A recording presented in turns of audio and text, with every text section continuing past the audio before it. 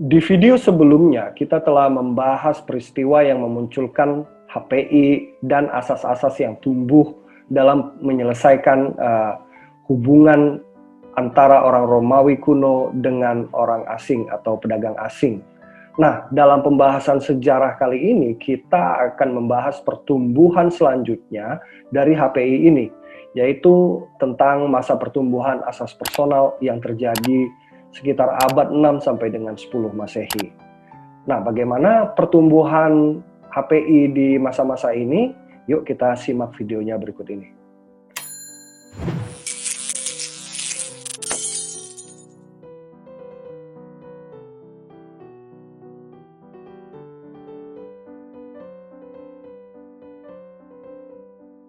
Pada akhir abad 6 Masehi, Kekaisaran Romawi itu runtuh atau ditaklukkan oleh bangsa barbar dari Eropa. Nah, karena bubarnya Kekaisaran Romawi, maka bekas wilayah Kekaisaran Romawi tersebut diduduki oleh berbagai suku bangsa dan berbeda secara genealogis. Nah, berbeda secara genealogis ini artinya berbeda secara garis keturunan atau berbeda secara asal-usul tempat di mana dia berasal. Nah, kemudian wilayah tersebut tidak lagi berdasarkan hubungan gen, artinya hubungan satu keturunan. Nah, hukum ius civil atau civil law yang tadinya menjadi sangat penting di dalam penyelesaian hukum perdata internasional di wilayah Kekaisaran Romawi tersebut, nah sekarang pada masa ini menjadi kehilangan kedudukannya karena masing-masing suku bangsa tersebut memberlakukan hukum personal, hukum keluarga, serta hukum agamanya masing-masing di daerah yang didudukinya.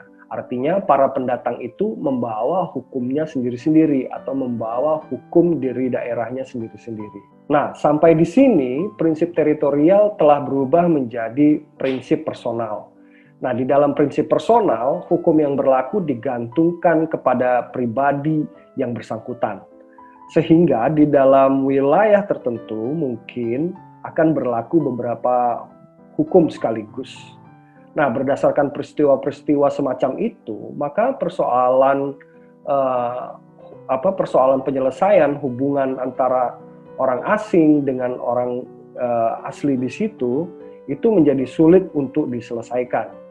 Nah, akhirnya muncul beberapa prinsip berdasarkan yang dibuat atas dasar asas genealogis, antara lain yaitu yang pertama, asas yang menetapkan bahwa hukum yang berlaku dalam setiap perkara atau proses penyelesaian sengketa hukum adalah hukum personal dari pihak tergugat.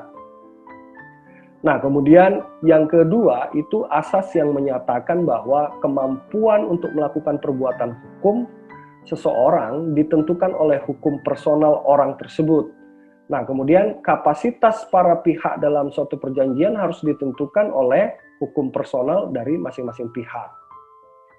Artinya, kapasitas para pihak dalam suatu perjanjian harus ditentukan oleh hukum personal dari masing-masing pihak. Nah, kemudian yang ketiga adalah dalam hal pewarisan. Dalam proses pewarisan harus dilangsungkan berdasarkan hukum personal dari pihak pewaris. Jadi hukum tersebut harus diselesaikan menggunakan hukum dari pihak pewaris.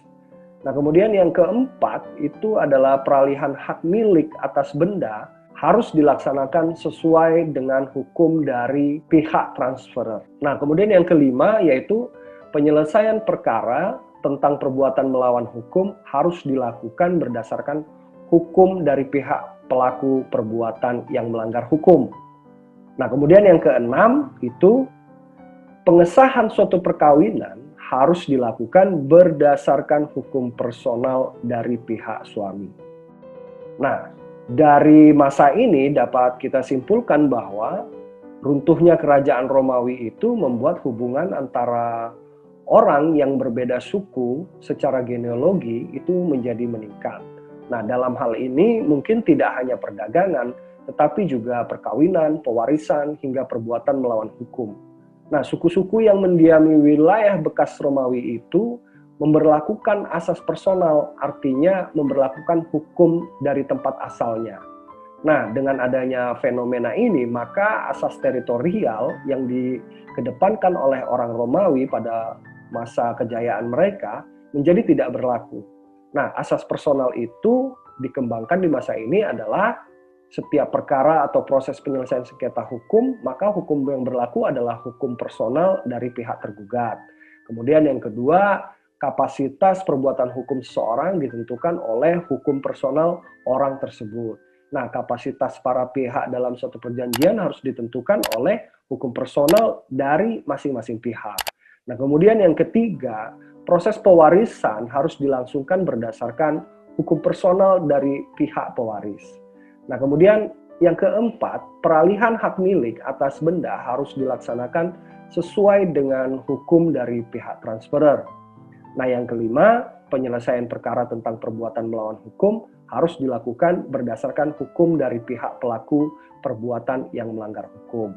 Nah, kemudian yang keenam, terakhir, yaitu pengesahan suatu perkawinan harus dilakukan berdasarkan hukum personal dari pihak suami.